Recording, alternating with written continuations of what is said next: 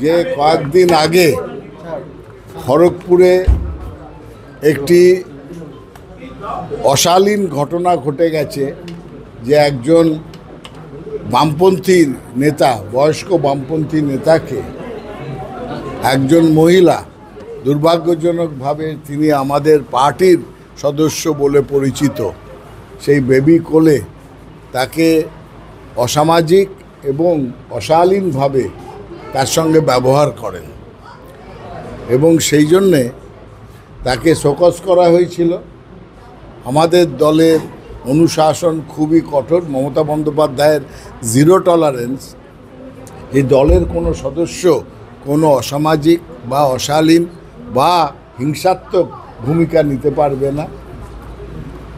সেই